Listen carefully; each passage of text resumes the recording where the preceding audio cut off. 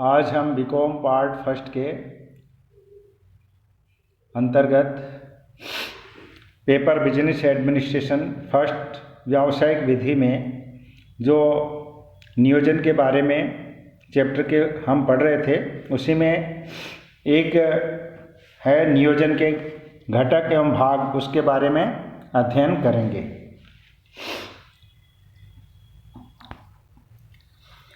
नियोजन करते समय नियोजन का क्रियान्वयन करने में अनेक घटकों या तत्वों की सक्रिय भूमिका रहती है, जो आपको सामने दिखाई दे रहे हैं। 12 घटक होते हैं इसके, तो इनका संक्षिप्त विवरण हम पढ़ेंगे 12 घटकों का। तो आज हम 6 घटकों के बारे में जानेंगे।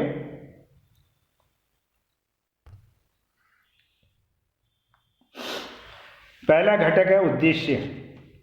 उद्देश्य वे चरम बिंदु हैं जिनकी प्राप्ति के लिए न केवल नियोजन किया जाता है, बल्कि संपूर्ण संस्था के प्रयासों को भी उसी दिशा में निर्देशित किया जाता है। ये वे लक्ष्य या ध्येय हैं जिनकी प्राप्ति के लिए संपूर्ण संस्था के साधन एवं उनके सदस्यों के प्रयास लगाए जाते हैं। उद्देश्य नियोजन का आधार है। ये नियोजन के आदि एवं अंत है, यानी शुरुआत इन्हीं से होती है नियोजन की, और इन्हीं के प्राप्ति के लिए किया जाता है। नियोजन करने के लिए उद्देश्यों को निर्धारित करना पड़ता है, और नियोजन की सफलता उद्देश्यों की प्राप्ति पर निर्भर करती है।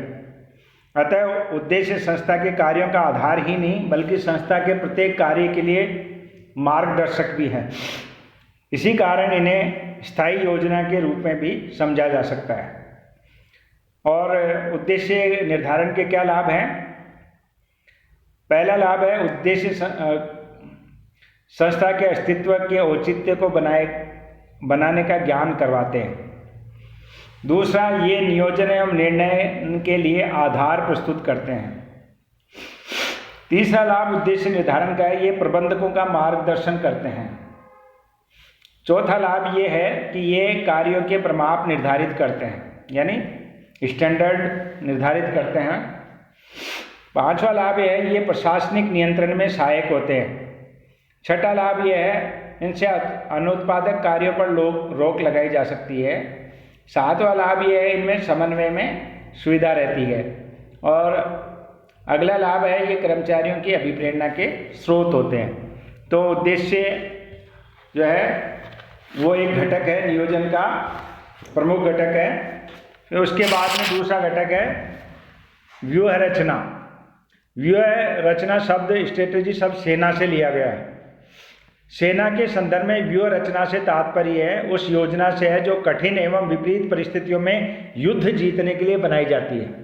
रणनीति भी कहते हैं इसको, स्ट्रेटेजी भी कहते हैं, व्यूह रचना भी कहते हैं। प्रबंध के क्षेत्र में व्यूह रचना से तात्पर्य उस योजना से है जो संस्था को प्रतिस्पर्धी वातावरण में सफल बनाने के लिए बनाई जाती है। अधिक व्यापक रूप में व्यूह रचना से तात्पर्य उस योजना से है जो किसी संस्था द्वारा अपने प्रतिस्पर्धी जटिल एवं गतिशील वातावरण में अपने उद्देश्यों को सफलतापूर्वक प्राप्त करने के लिए बनाई जाती है। रॉबर्ट अल्बानीज क्या कहते हैं व्यूह रचना के बारे में? व्यूह रचना एक प्रकार की योजना है जो किसी संस्था को दिशा संबंधी संकेत प्रदान करती है, जिससे यह अपने वातावरण के अवसरों एवं खतरों का जवाब देने के लिए, प्रत्युत्तर देने के लिए अपने लक्ष्यों को प्राप्त कर सकती है। और प्रत्येक संस्था में व्यूह रचना अनेक स्तरों पर तय की जाती है। यह व्यक्तिगत स्तर पर, छोटे समूह के स्तर पर, संगठनात्मक उप इकाई के स्तर पर, संगठनात्मक या राष्ट्रीय स्तर पर बनाई जाती है। प्रत्येक संस्था में व्यूह रचना 2 प्रकार की होती है। एक होती है आंतरिक तथा दूसरी बाह्य। आंतरिक व्यूह रचना आंतरिक संगठन संरचना से संबंधित होती है। इसमें कार्यों के बंटवारे एवं आपसी संबंधों के संबंध में नियोजन किया जाता है। बाह्य व्यूह रचना संस्था के बाह्य वातावरण से संबंधित होती है। यह व्यूह रचना संस्था के उत्पादों, बाजार, वित्त आदि से संबंधित होती है। फिर है नीतियाँ। नीतियाँ वे पूर्व निर्धारित मार्गदर्शन पाते हैं जो निर्णय में मार्गदर्शन करती हैं। ये वे सामान्य कथनों का विवरण है जो संस्था के अधिकारियों एवं कर्मचारियों को निर्णय में मार्गदर्शन करते हैं। कुंज मतलब विद्वान हैं प्रबंध के, वो क्या कहते हैं, कुंज के अनुसार नीतियाँ वे विवेकपूर्ण सामान्य कथन हैं जो निर्णय के समय चिंतन का मार्गदर्शन करते हैं। वस्तुतः नीतियाँ उन सीमाओं का निर्धारण करती है जिनके भीतर रहकर निर्णय किए जा सकते हैं। ये उद्देश्यों की प्राप्ति के लिए निर्णय करने के लिए मार्गदर्शन करती है। अच्छी नीतियाँ अच्छे निर्णयों को जन्म दे सकती है। अच्छे निर्णयों से संस्था के उद्देश्यों को कुशलतापूर्वक प्राप्त किया जा सकता है। अतः प्रत्येक संस्था को सुदृढ़ एवं सुस्पष्ट नीतियाँ बनानी चाहिए। अभी और थोड़ा इसमें देखेंगे अपन।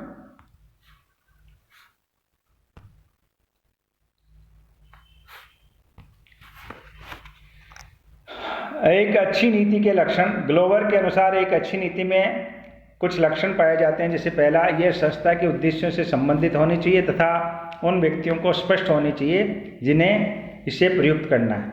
दूसरा, यह समझने योग्य शब्दों में लिखित रूप से होनी चाहिए। तीसरा, इसे भावी एवं वर्तमान कार्यों का आधार प्रस्तुत करना चाहिए। चौथा, ये स्थायी होनी चाहिए किंतु व्यावसायिक आवश्यकताओं एवं आर्थिक परिस्थितियों के अनुसार समायोजन योग्य भी होनी चाहिए। नीति जो है उचित एवं व्यवहारिक होनी चाहिए। नीति यह कार्य करने की स्वतंत्रता प्रदान करने वाली भी होनी चाहिए।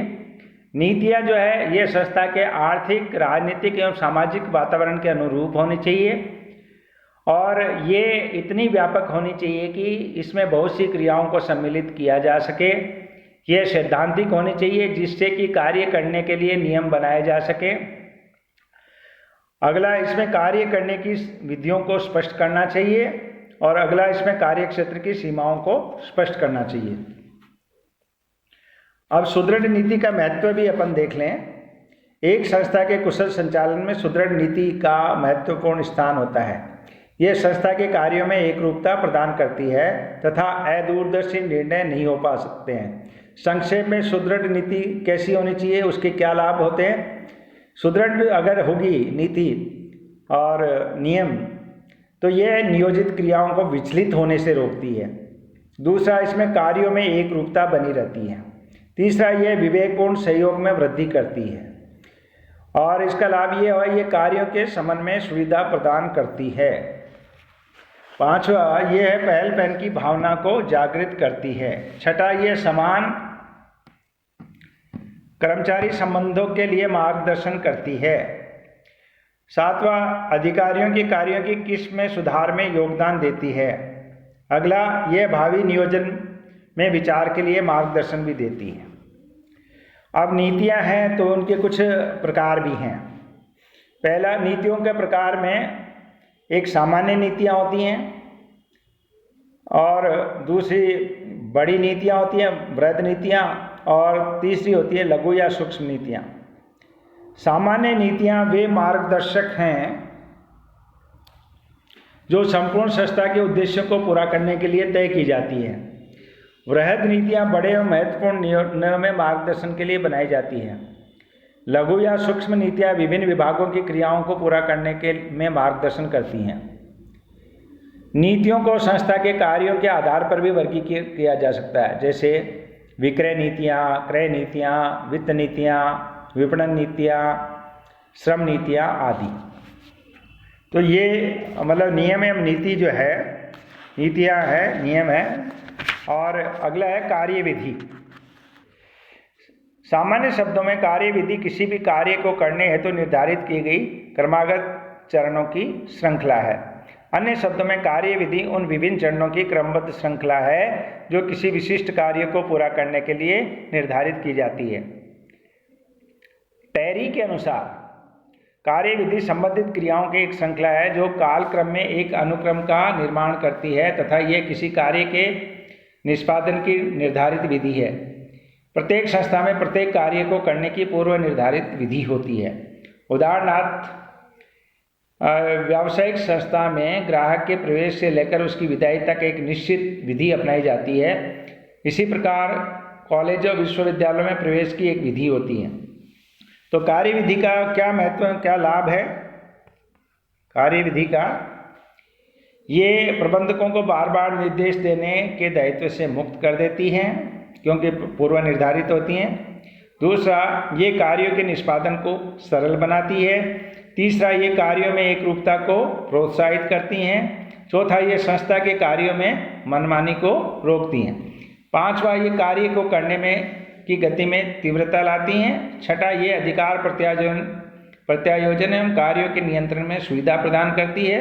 छठा, ये कर्मचारियों की कार्यक्षमता में वृद्धि करती है। सातवां, संस्था के कार्यों में लगने वाले समय एवं श्रम की बचत होती है। फलतः मितव्ययिता आती है। अच्छी कार्य विधि के लक्षण। कार्य विधियों में लाभ तभी प्राप्त होते हैं जबकि वे अच्छी हों। एक अच्छी कार्य विधि क्या होनी चाहिए?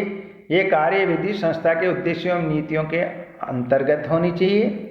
दूसरा, ये संस्था की व्यूह रचना एवं आवश्यकता के अनुरूप होनी चाहिए।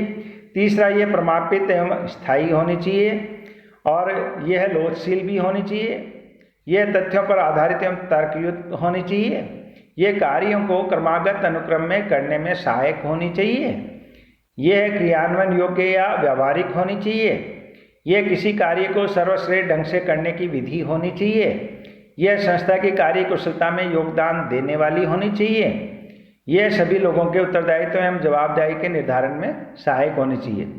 अब है कि कार्य विधियों एवं नीतियों में क्या अंतर है। तो पहला अंतर है मार्गदर्शन का। नीतियाँ निर्णय में मार्गदर्शन करती है जबकि कार्य विधियाँ कार्य को निपटाने में मार्गदर्शन करती है। दूसरा अंतर है निर्धारण का। नीतियाँ प्रायः उच्च प्रबंधकों द्वारा निर्धारित की जाती हैं जबकि कार्य विधियाँ एवं प्रायः मध्यवर्ती एवं परिचालन प्रबंधकों द्वारा निर्धारित की जाती हैं। तीसरा अंतर है उद्देश्य का। नीतियाँ निर्धारित करने का प्राथमिक उद्देश्य संस्था के उद्देश्यों को प्राप्त करना है जबकि कार्य विधियों का प्राथमिक उद्देश्य नीतियों के क्रियान्वयन को आसान एवं एकरूप बनाना है। और चौथा है क्षेत्र। नीतियों का क्षेत्र व्यापक है, इनके भीतर ही कार्य विधियों को निर्धारित किया जाता है। पांचवा है प्रकृति। नीतियाँ प्रशासकीय प्रवृत्ति की होती हैं जिनके आधार पर आदेश निर्देश प्रसारित किए जा सकते हैं जबकि कार्य विधियाँ परिचालन प्रकृति की होती हैं जिनके आधार पर कार्यों का निष्पादन किया जाता है। फिर है लोचशीलता का अंतर। नीतियाँ अपेक्षाकृत लोचशील होती हैं जिनका अक्षर से पालन करना आवश्यक नहीं होता, किंतु कार्य विधियाँ अपेक्षाकृत लोचहीन होती हैं जिनका जहाँ तक संभव हो यथावत पालन करना पड़ता है। तो ये था। अब है अगला प्रणाली या रीति। एक जो है घटक क्या है वो प्रणाली है। प्रणाली या रीति वह उपयोजना है, सब प्लान है जो किसी कार्य विधि के किसी विशेष चरण को पूरा करने के लिए की जाने वाली प्रक्रियाओं को निर्धारित करती है। ये हम जानते हैं कि कार्य विधि किसी कार्य को करने के क्रमागत चरणों की श्रृंखला होती है। इस श्रृंखला के प्रत्येक चरण को पूरा करने के लिए भी अनेक क्रियाएं करनी पड़ती है। अतः कार्य विधि के प्रत्येक चरण को पूरा करने के लिए अपनाने जाने वाली प्रक्रिया को क्या कहते हैं? प्रणाली कहते हैं। और इस प्रकार प्रणाली संपूर्ण कार्य विधि का एक चरण है। इस प्रकार प्रणाली कार्य विधि का एक अंग है, किंतु प्रणाली कार्य विधि से अधिक विस्तृत होती है क्योंकि इसमें प्रत्येक कार्य विधि के प्रत्येक चरण पर की जाने वाली क्रियाओं का विस्तार से विवरण होता है। अब कार्य विधि जो है वो प्रणाली में क्या अंतर है? योजना उपयोजना। कार्य विधि एक योजना है जबकि प्रणाली क्या है? एक उपयोजना है जो कार्य विधि के अंतर्गत ही निर्धारित होती है। संख्या। एक कार्य के लिए एक कार्य विधि निर्धारित की जाती है जबकि एक कार्य विधि के अंतर्गत अनेक प्रणालियों की स्थापना की जाती है। फिर एक क्षेत्र। कार्य विधि व्यापक होती है जिसमें एक कार्य को करने के क्रमागत चरणों की श्रृंखला होती है। दूसरी ओर प्रणाली में किसी कार्य के एक चरण को पूरा करने की विस्तृत प्रक्रिया का वर्णन होता है, डिटेल्ड प्रक्रिया का। फिर है उद्देश्य।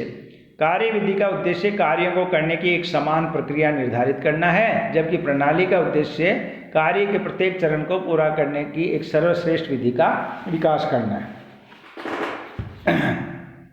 फिर है नियम।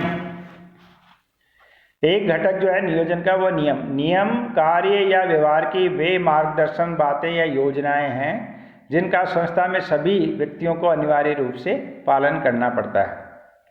ये वे मानदंड है जिनके अनुसार संस्था में कोई कार्य व्यवहार किया अथवा नहीं किया जा सकता है, इनका पालन नहीं करने पर, इनकी अवहेलना करने पर दंड भोगना पड़ता है। वस्तुतः नियम केवल ये बताते हैं कि किसी विशेष परिस्थिति में क्या किया या क्या नहीं किया जा सकता है। नियम किसी को भी अपने विवेक या इच्छा से निर्णय करने की छूट नहीं देते हैं। नियम किसी को निर्णय करने का विकल्प ही नहीं देते हैं, बल्कि नियम तो केवल यह बताते हैं कि कोई कार्य या व्यवहार किया जा सकता है अथवा नहीं। यह भी बताते हैं कि ऐसा नहीं करने पर क्या दंड भोगना पड़ेगा। इस प्रकार नियम कठोर एवं लोचहीन होते हैं, यानी उनको लोचहीन होते हैं, बदला नहीं जा सकता जल्दी से। नियमों का अक्षर से पालन करना पड़ता है, इनका पालन करने में चूक करने पर दंड भी भोगना पड़ता है। नियमों के अनेक उदाहरण हैं, यथा विश्वविद्यालय कॉलेज में यथा समय शुल्क जमा न कराने पर जुर्माना देना पड़ता है। व्यावसायिक प्रतिष्ठान अपने बिलों में लिखते हैं कि एक बार बिका हुआ माल वापस नहीं होगा, बिल की तिथि से 7 दिनों में भुगतान न करने पर 18% की दर से ब्याज लगेगा। इसी प्रकार बैंक के नियमों के अनुसार खाते में एक निर्धारित राशि से कम शेष रहने पर निश्चित शुल्क वसूल किया जाता है। सार्वजनिक क्षेत्रों में धूम्रपान करने पर जुर्माने का प्रावधान देखने को मिलता है। अब है नियमों में नीतियों में अंतर। मार्गदर्शक का अंतर है, नीतियां निर्णय में मार्गदर्शक करती हैं, जबकि नियम कार्यों के करने में मार्गदर्शन करते हैं। लोचशीलता, नीतियों में लोचशीलता होती है जिनका अक्षर से पालन करना आवश्यक नहीं होता, जबकि नियम जड़ एवं लोचहीन होते हैं। निर्णय का अधिकार, नीतियों के अंतर्गत प्रबंधकों को अपने निर्णय करने का अधिकार होता है। दूसरी ओर नियम किसी को भी अपने विवेक एवं इच्छा से निर्णय करने का अधिकार नहीं देते हैं। फिर है व्यापकता, नीतियां नियमों की अपेक्षा व्यापक होती हैं। फिर है परस्पर अंग, नीतियां नियमों का अंग नहीं होती, जबकि नियम नीतियों के अंग हो सकते हैं। अन्य शब्दों में नीतियों में नियमों को जोड़ा जा सकता है, जबकि नियमों में नीतियों को नहीं। दंड, नीतियों का पालन नहीं करने पर दंड की व्यवस्था नहीं होती है, जबकि नियमों का पालन नहीं करने पर या अवहेलना करने पर दंड की व्यवस्था होती है। और नियमों प्रणाली में क्या अंतर होता है वो भी देख लीजिए। उद्देश्य संबंधी अंतर, नियमों का उद्देश्य किसी कार्य या व्यवहार का नियमन करना है, जबकि प्रणालियों का उद्देश्य किसी कार्य के किसी विशेष चरण का सर्वश्रेष्ठ विधि से निष्पादन करना है। सेकंड है कार्य कुशलता, नियम प्रत्यक्ष रूप से कार्य कुशलता में योगदान नहीं देते हैं, जबकि प्रणालियाँ प्रत्यक्ष रूप से कार्य कुशलता में योगदान देती हैं। फिर तीसरा है प्रमापित कार्य दशाएं, नियमों को लागू करने के लिए प्रमापित कार्य दशाओं का होना आवश्यक नहीं है, जबकि प्रणालियों को लागू करने के लिए प्रमापित कार्य दशाएं प्राथमिक आवश्यकता है।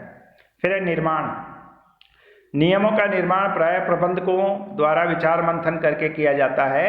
वे अपने अनुभव से ये तय करते हैं कि कोई कार्य या व्यवहार किस प्रकार होना चाहिए। दूसरी ओर प्रणालियों का निर्माण प्राय शोध के निष्कर्षों के आधार पर किया जाता है।